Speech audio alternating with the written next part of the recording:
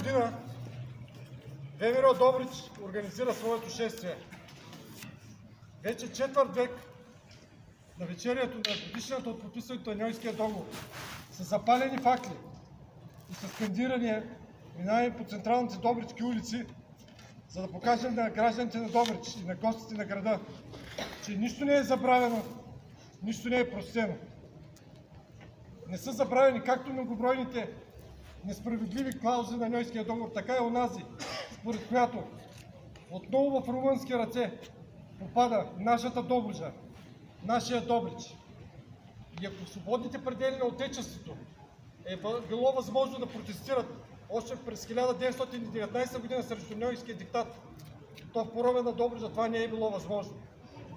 Не е било възможно до 1940 година, когато е възвърната към пределите на майка България. Но и след това пак не е възможно.